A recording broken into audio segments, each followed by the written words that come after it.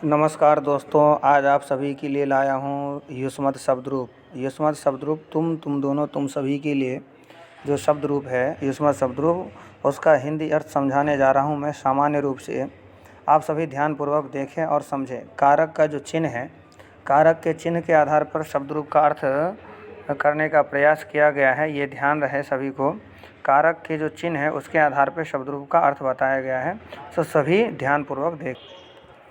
यहाँ पे लिखा गया है युष्मत शब्द रूप प्रथमा विभक्ति, द्वितीय विभक्ति, तृतीय विभक्ति, इस प्रकार से सप्तमी विभक्ति तक जो है शब्द लिखा गया है। विभक्ति के नीचे विभक्ति है, एक वचन द्विवचन बहुवचन के जो नीचे है, एक वचन के नीचे एक वचन का शब्द, द्विवचन के नीचे द्विवचन का शब्द, और बहुवचन जहाँ पे लिखा है उसके नीचे बहुवचन का शब्द। जो संस्कृत में है संख्या विभाजन है, एक दो और फिर बहुत। इंग्लिश में ऐसा नहीं है, इंग्लिश में एक के बाद बहुत ही समझते हैं। तो यहाँ पे एक और दो निर्धारण होने के बाद ही हम बहुत का निर्धारण करते हैं। एक वचन का मतलब है यानी एक व्यक्ति या वस्तु। द्विवचन का मतलब है दो व्यक्ति या वस्तु, या बहुवचन का जो अर्थ है बहुत व्यक्ति या वस्तु के लिए या अन्य वस्तुओं के लिए या किसी भी चीज़ के लिए हम बहुत के लिए निर्धारण करते हैं, बहुवचन है, ऐसा भी समझना चाहिए।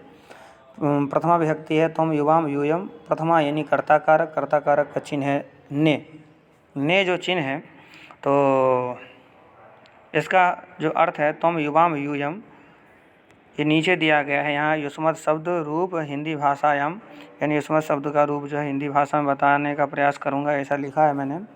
तुमने, तुम दोनों ने, तुम सभी ने, है ना, यानी चिन्ह के आधार पे है ये अर्थ।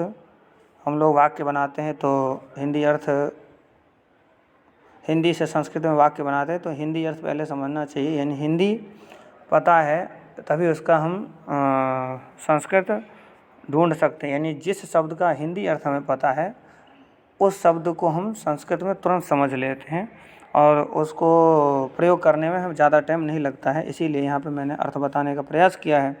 तुमने, तुम दोनों ने, तुम सभी ने, यह है प्रथमा विभक्ति का अर्थ। यहाँ पे द्वितीय विभक्ति जो है, द्वितीय विभक्ति में दिया गया है त्वाम, त्वाम त्वा युवाम वाम युष्मान वह। मैंने पहले भी बताया है। यहाँ पे जो त्वाम त्वा इस प्रकार से शब्द जो है, त्वा जो शब्द है ये विकल्प का शब्द है, विकल्प का शब्द है, यानी त्वाम और त्वा दोनों का अर्थ एक ही है लेकिन शब्द दो हैं। युवाम वाम यहाँ पे भी ठीक उसी प्रकार से समझें, शब्द अलग है लेकिन अर्थ एक ही है। और युष्मान वह दोनों का जो शब्द का अर्थ है एक ही है, ऐसा समझना हमें चाहिए। यहाँ पे जो दूसरा शब्द है, दूसरा शब्द जो है वैकल्पिक शब्द कहे जाते हैं। वैकल्पिक शब्द इसलिए भी होता है क्योंकि जब हम श्लोक इत्यादि निर्माण करते हैं तो लंबे शब्द का उपयोग नहीं करना हो, तो कम वर्णों का शब्द उपयोग करना हो तो हम विकल्प वाला शब्द उपयोग कर लेते हैं, इसीलिए भी वैकल्पिक जरूरी है।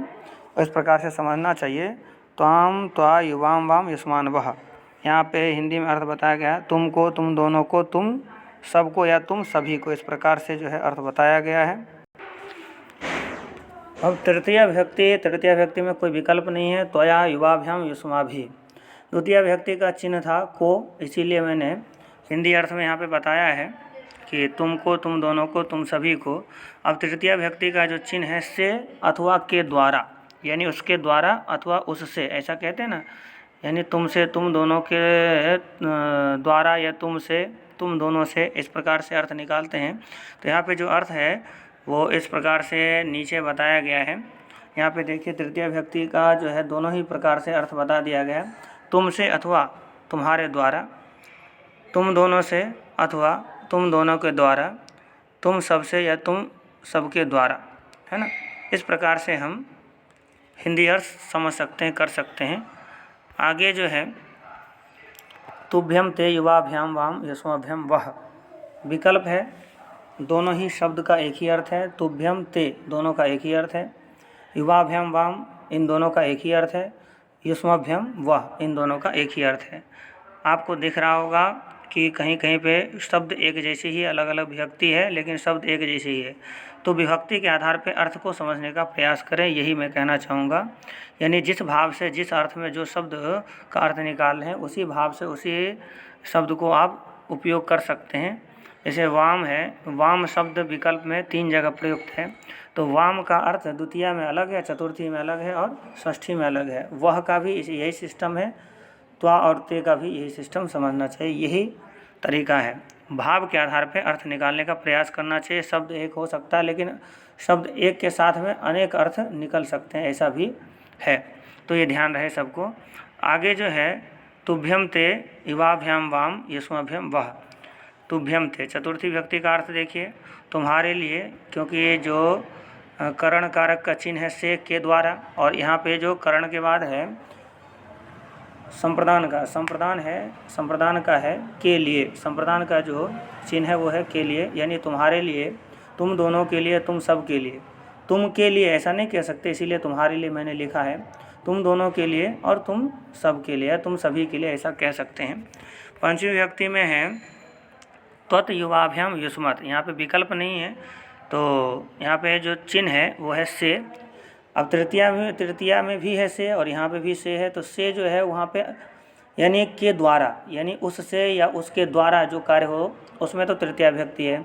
उससे अलग होने पर या उससे अलग होने पे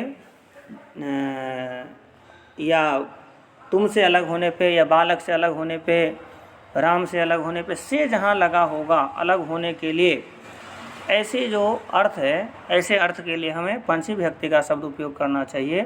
त्वत युवाभ्याम युष्मत्, यहाँ पे मैंने समझाने का प्रयास भी किया है। तुमसे, तुम दोनों से, तुम सभी से, तुमसे अलग होने पर, है ना, और तुम दोनों से अलग होने पर, तुम सभी से अलग होने पर, इस प्रकार से मैंने समझाया है, तो आप इसको विशेष ध्यान रखेंगे। तृतीया और पंचमी ये एक जैसा चिन्ह है, इसीलिए ध्यान रखना जरूरी है। अर्थ अलग अलग है, भाव अलग अलग है। षष्ठी विभक्ति में तब ते युवयोः वाम युष्माकं वह, तब ते एक ही अर्थ है इन दोनों का, युवयोः वाम इन दोनों का एक अर्थ है, युष्माकं वह इसका एक अर्थ है। अब यहाँ षष्ठी विभक्ति का जो चिन्ह है, षष्ठी विभक्ति का चिन्ह है जो संबंध कारक है काकी के रारी रे, यानी षष्ठी विभक्ति का जो चिन्ह है वह यही है कि जो काकी के रारी रे। वैसे षष्ठी विभक्ति यानी संबंध कारक का जो उपयोग कारक में नहीं किया गया, संस्कृत का जो कारक है उसमें षष्ठी विभक्ति यानी संबंध कारक का उपयोग नहीं किया गया है, लेकिन जो संबंध कारक है इसका उपयोग नहीं है ऐसा नहीं मैं कह सकता हूँ, इसका भी उपयोग है षष्ठी विभक्ति का। इसका भी जो चिन्ह है उसके आधार पर मैंने बताने का प्रयास किया है। तुम्हारा हिंदी में जो अर्थ है, हिंदी में अर्थ समझने से पहले एक बार एक दृष्टि ऊपर और देख लें। तब ते युवयोः वाम युष्माकं वह, ये जो है क्रम से मैं बताऊंगा। तुम्हारा तुम दोनों का, तुम सबका, है ना, तुम्हारा यानी तुम का ऐसा नहीं कह सकते, इसीलिए तुम्हारा मैंने कह दिया। तुम दोनों का, तुम सभी का या तुम सबका, इस प्रकार से अर्थ निकालेंगे। अब सप्तमी विभक्ति में भी कोई विकल्प नहीं है, तो सप्तमी विभक्ति में विकल्प नहीं है, तो त्वयि युवयोः युष्मासु, त्वयि युवयोः युष्मासु, इसका जो अर्थ है वो नीचे दिया गया है। तुम में, तुम दोनों में, तुम सब में। अब यहाँ पे जो अधिकरण में पेपर, सप्तमी विभक्ति के लिए अधिकरण कारक है और षष्ठी के लिए मैंने संबंध बता ही दिया था आप सभी को। तो अधिकरण में पेपर, में नहीं लगाना तो पर लगा दें, पर नहीं लगाना तो पे लगा दें। तुम में, तुम पर, तुम पे, इस प्रकार से हम अर्थ निकाल सकते हैं। तुम दोनों में, तुम दोनों पर, है ना, तुम दोनों पे, इस प्रकार से जो हम वाक्य बनाने के लिए शब्द को चयन करते हैं, तो में हो, पे हो या पर हो, तुम दोनों, तुम सभी के लिए, तो हम सप्तमी विभक्ति का समझें और सप्तमी विभक्ति का शब्द उपयोग वहाँ पे हम कर लें। ये जो शब्द रूप है, शब्द रूप संस्कृत में जो शब्द रूप होते हैं, तो शब्द रूप में अलग से कोई भी विभक्ति नहीं लगाया जाता है। शब्द के अंदर ही विभक्ति, यानी विभक्ति कहे तो जो कारक का चिन्ह है वो शब्द के अंदर ही समाहित होता है, चाहे कोई भी शब्द हो। इसीलिए शब्द जो संस्कृत शब्द है या संस्कृत भाषा जो है वो एक वैज्ञानिक भाषा कहा गया है।